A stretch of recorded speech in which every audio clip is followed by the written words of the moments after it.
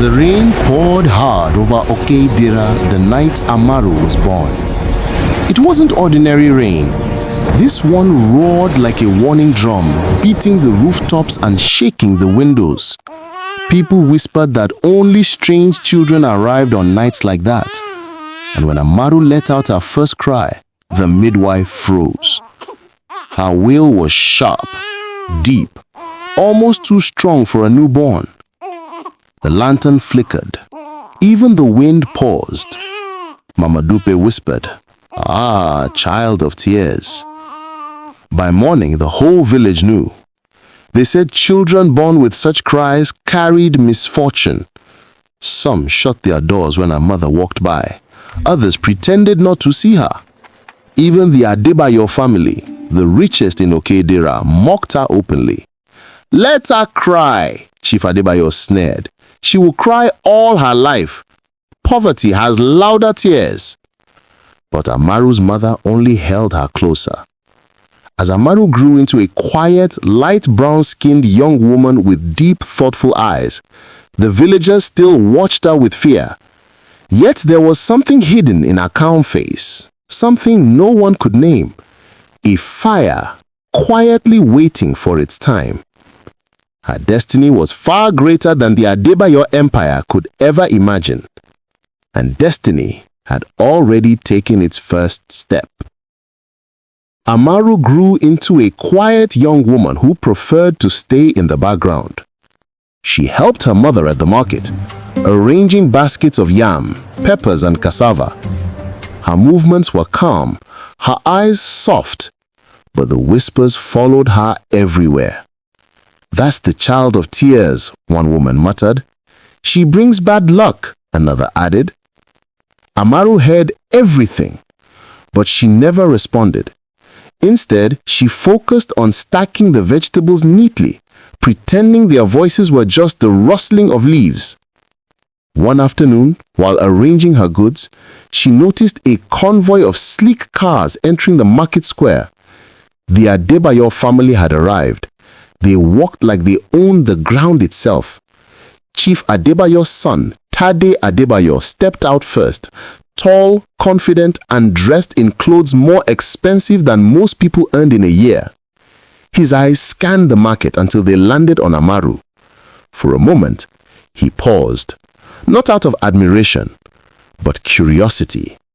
Then he smirked. "So this is the famous child of tears," he said loudly, making sure the whole market heard it. The crowd laughed lightly, afraid to laugh too hard, but afraid not to. Amaru didn't raise her head, but deep inside her chest, something shifted. Not anger, fire. A fire that destiny had been waiting for. The market returned to its normal noise, but Amaru felt the echo of Tade's mockery long after he left. Not because his words hurt, she was used to whispers, but because of the way he had said it. Loud, proud, like he was speaking a prophecy over her life. That night, as she walked home with her mother, her steps were slower than usual. The sky was clear, the stars bright, yet she felt a storm inside her. Her mother noticed. "Amaru, are you all right?" She hesitated, then nodded. "I'm fine, Mama." But she wasn't. For the first time in her life, she wondered if she truly was cursed. Was she meant to remain small, invisible, mocked? When she reached home, she sat outside alone watching the moon. The village was quiet now, only crickets singing in the grass. Then she heard footsteps. It was Babawi, the mysterious old storyteller who rarely spoke to anyone. He looked at her with eyes full of secrets. "Amaru, do you know why you cry?" She froze. No one had ever asked her that. He leaned closer. "You were not born to bring tears. You were born to break the people who tried to drown you in them." Before she could speak, he walked away into the darkness. But his words remained, glowing like fire in her chest. The next morning, Okedira woke up buzzing with unusual excitement. Word spread quickly that the Adebayo family was hosting a grand gathering at their mansion. People whispered that Chief Adebayo had a major announcement to make, something that would change the future of the entire region. Amaru heard the whispers as she arranged her goods at the market. Her mother tried to distract her with small talk, but Amaru's mind kept drifting back to Baba Oyin's words from the night before. Across the market, the Adebayo mansion rose like a giant, tall gates, polished stones, guards at every corner. By noon, a crowd had gathered outside the gate. Luxury cars kept arriving, one after another. Finally, Chief Adebayo stood on the balcony, his agbada shimmering like gold. "My people," he announced proudly, "the Adebayo Empire is expanding. We are launching a new tech and oil partnership that will make us the wealthiest family in the entire state." Cheers erupted, but the chief raised a hand. "And to lead this new venture, my son Tade Adebayo." Even louder cheers followed. Tade stepped forward, smiling confidently, waving at the crowd as if he were already a king. Amaru watched from a distance, not out of admiration, but curiosity, because deep inside her, the fire from last night burned even brighter. Days passed, but Amaru couldn't stop thinking about the Adebayo mansion and Tade's confident smile. Something about him unsettled her. Not fear, not jealousy, but a quiet challenge. One afternoon, while delivering woods to a neighboring village, she saw him again. Tade Adebayo had come to inspect a new business site. He was surrounded by assistants and security, yet his eyes scanned the crowd until they rested on Amaru. She froze. Their eyes met for a brief moment, and she felt something strange, an invisible tension, a silent recognition. Tade smirked, not in kindness, but curiosity, as if he had just discovered a secret. The villagers whispered, "That's the child of tears. He dares to look at him." Amaru said nothing. She bowed slightly, her calm composure hiding the storm inside. For the first time, Tade's smirk faded. He turned to his assistants and muttered something Amaru couldn't hear. But she sensed it clearly. He had underestimated her. And that was his first mistake. Because the fire inside Amaru was no longer just quiet strength. It was ready. It was patient. And it was beginning to grow into something unstoppable. Amaru returned home that evening with her thoughts tangled in Tade's sharp gaze.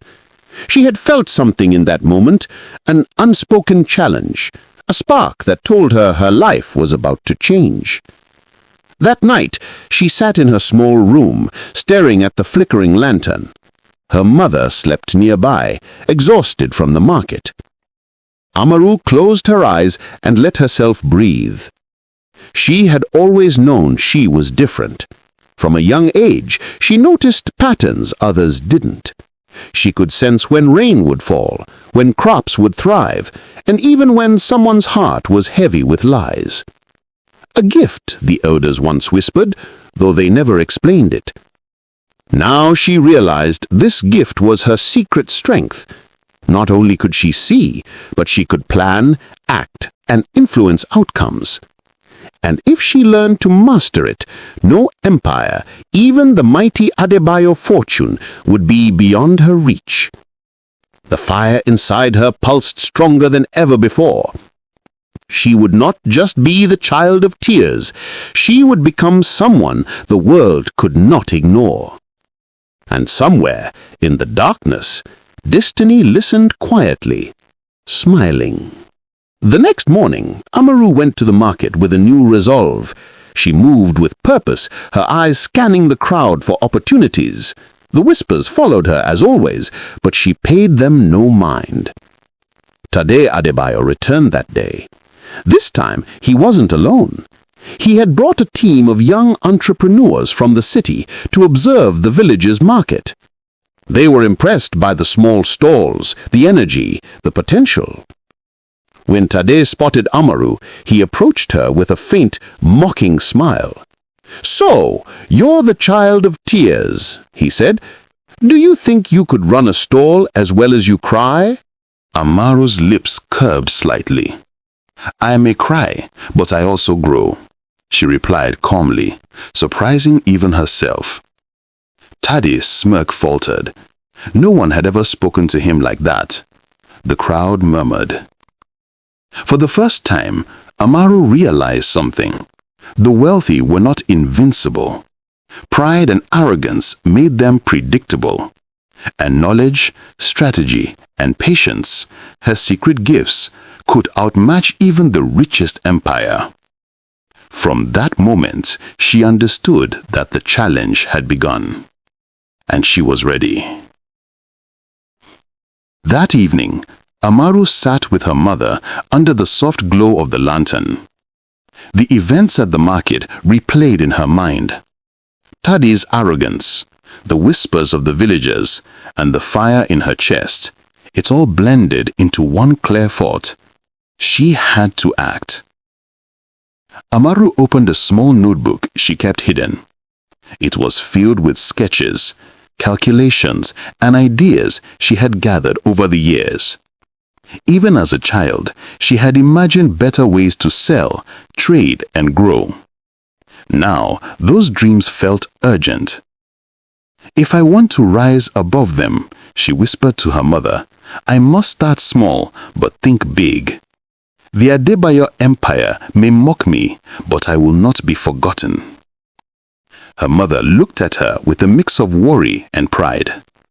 "Amaru, it won't be easy." "I know, Mama. But every empire, no matter how big, begins with one bold move." That night, she drew her first plan, a way to turn her small market stall into a business that could challenge anyone, even Tade. The fire inside her roared brighter. Destiny had sent the challenge, and she was ready. The next morning, Amaru returned to the market with her notebook carefully hidden in a basket. She moved quietly, observing everything: the flow of buyers, the placement of goods, and the habits of the vendors. As she was arranging her baskets, a soft voice interrupted her thoughts. "You're Amaru, aren't you?" She turned to see a young man about her age, dressed simply but with eyes that seemed to understand more than most. "Yes," she replied cautiously. "I've seen you in the market before. You have ideas, and you think bigger than everyone else here. I can help." Amaru studied him. Most villagers whispered and mocked, but this boy, Kemi, had no fear in his eyes. There was trust, curiosity, and quiet intelligence. "I don't know if I can trust anyone." "Then, trust me with the plan, not you. The plan." Something about his words felt right. Together, they began discussing small steps, ways to improve sales, attract more customers, and notice patterns in what people bought most. Slowly, the villagers began to pay attention. One morning, a buyer from a neighboring town arrived, impressed by the quality of Amaru's produce and her creative displays. Word spread quickly, and more customers followed. Her little stall, once ignored and mocked, now stood out as a place of order and innovation. Tade Adebayo noticed too. From the balcony of the Adebayo mansion, he observed the growing crowd around Amaru's stall. He frowned. His smirk was gone. No one had ever competed with his influence before. Amaru did not know that Tade had begun to notice. She only knew the fire inside her chest burned brighter. That evening, as she closed the stall, Kemi grinned. "See? One small step, Amaru. One small step. Soon, even the richest people will pay attention." Amaru smiled, feeling the first taste of victory. The whispers of Child of Tears no longer mattered. Her destiny was unfolding, and this was only the beginning. Amara's small victory did not go unnoticed. Tade Adebayo, curious and unsettled, decided to confront her. The next market day, he appeared at her stall, surrounded by his entourage. "You've grown popular," he said, his voice calm but edged with challenge. "Do you think a small stall can ever match a real empire?" Amara met his gaze steadily. "Empires are built on more than wealth," she said softly. "They are built on vision, strategy, and people who believe in you." The crowd fell silent. Tade blinked. No one had ever dared speak to him like that. A subtle smile curved Amaru's lips. The fire inside her burned hotter now, not just ambition, but courage.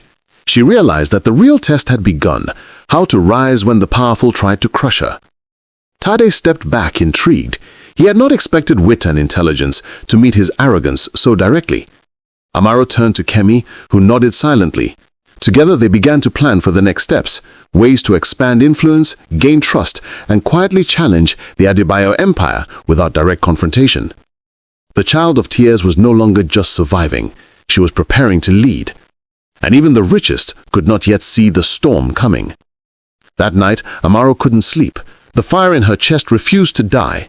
She sat by her small window, watching the stars twinkle over Okedera.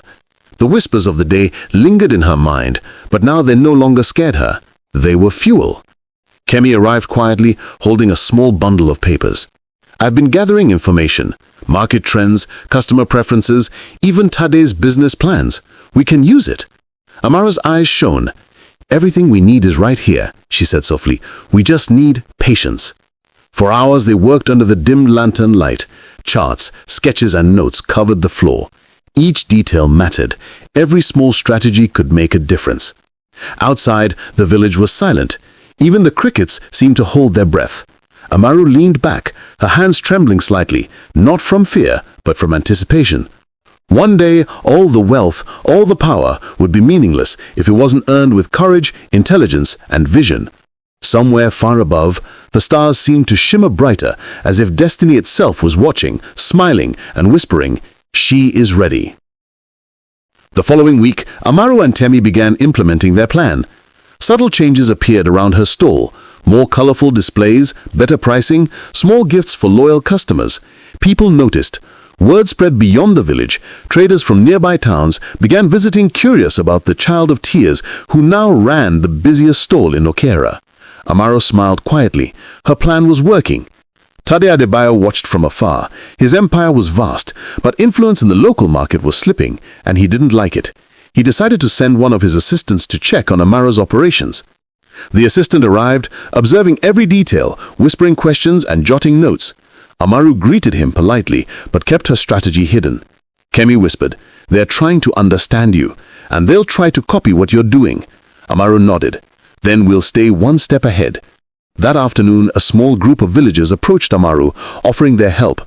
The Child of Tears was no longer alone. People were beginning to believe in her vision. By sunset, the market buzzed with life, and even Tade's assistants had to admit Amaru was no ordinary girl. She was becoming a force, and the storm of destiny was gathering momentum.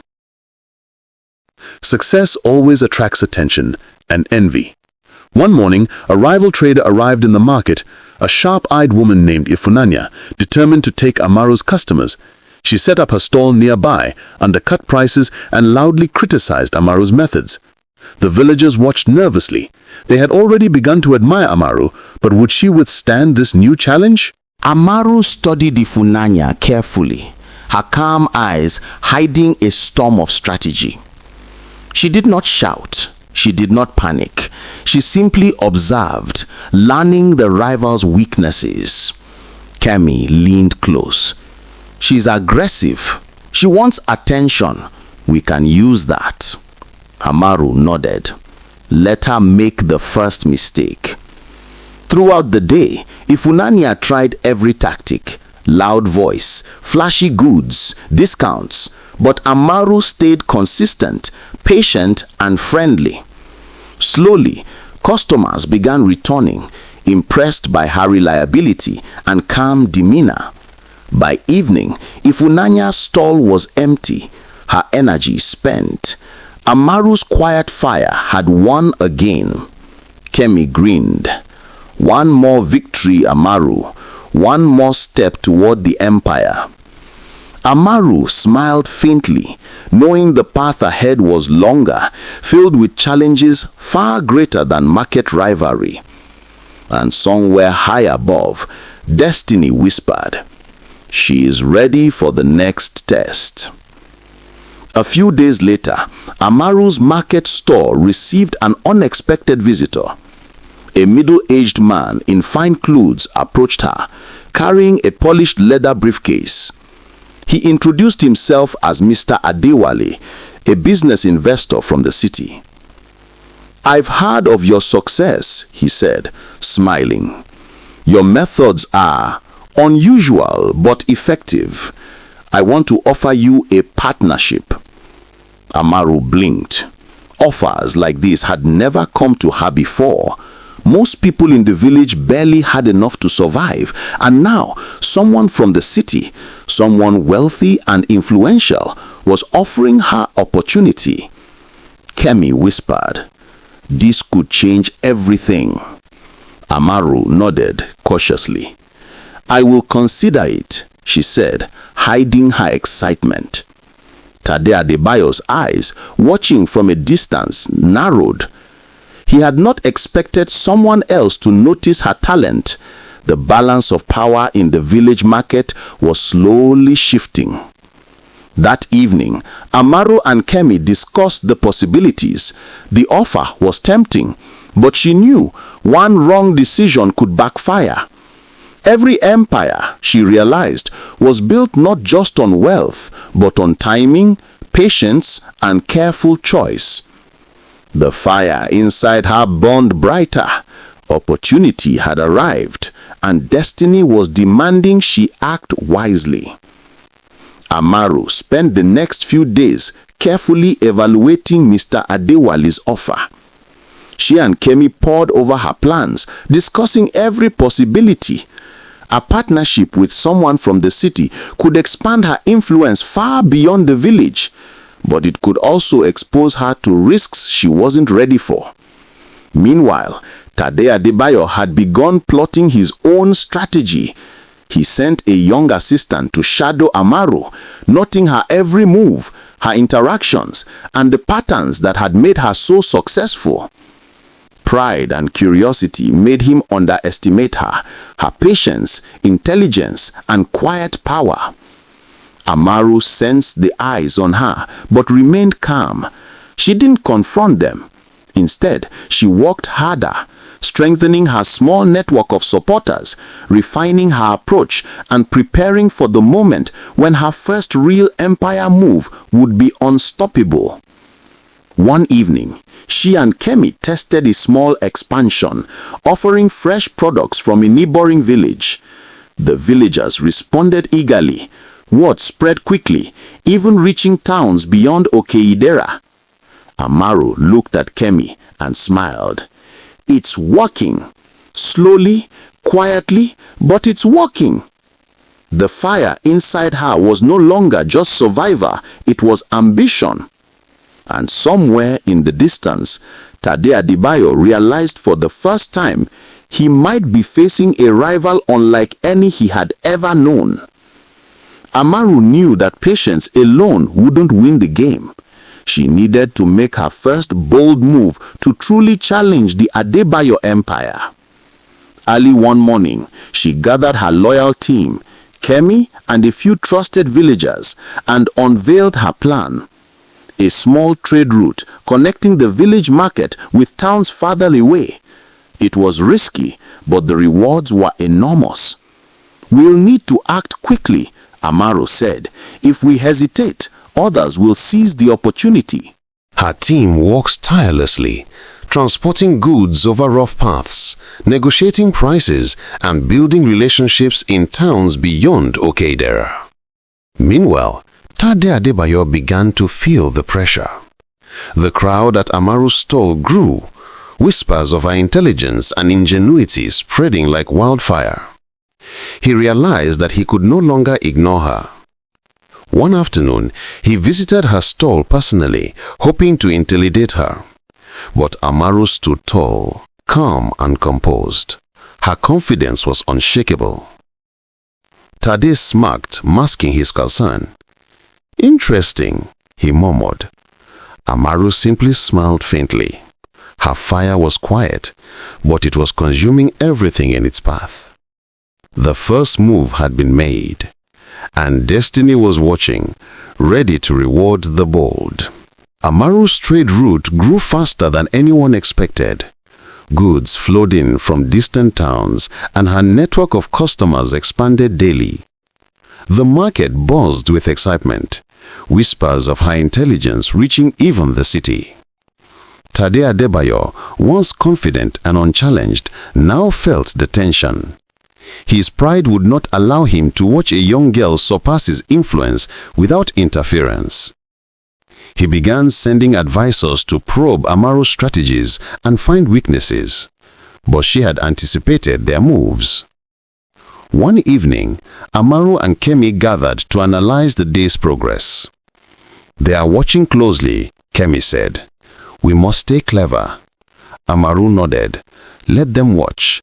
Let them underestimate us. They will make the mistakes we need." The villagers around them had begun to rally behind her, offering their support.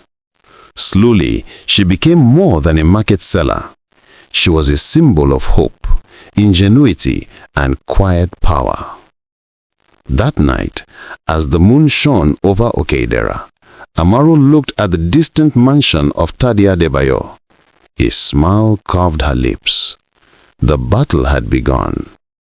And in every challenge, every whisper, and every glance, destiny prepared her for greatness beyond anything the village or the empire could imagine.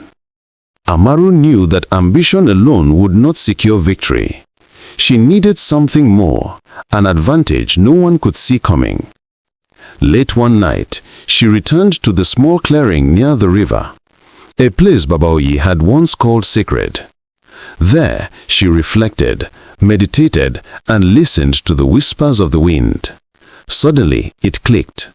Her gift, her ability to observe, understand, and predict patterns was her secret weapon. She could anticipate moves before they happened, adapt quickly, and guide her team with precision. Kemi watched in awe. "You've always had it," he whispered. "You just needed to see it clearly." The next day, Amaru implemented a small but powerful change. She reorganized the supply flow, offered unique products from farther villages, and subtly adjusted prices to attract more customers. The villagers responded immediately. Even Tade Adebayo noticed. He had tried to predict her actions before, but this time her moves were unpredictable, elegant, and unstoppable. Amaru smiled quietly. Destiny had given her a gift, and now she wielded it with purpose. The child of tears had grown into a strategist, and the empire she was destined to challenge would soon realize they were facing more than ambition. They were facing brilliance. Word of Amaru's success had begun to ripple beyond the village.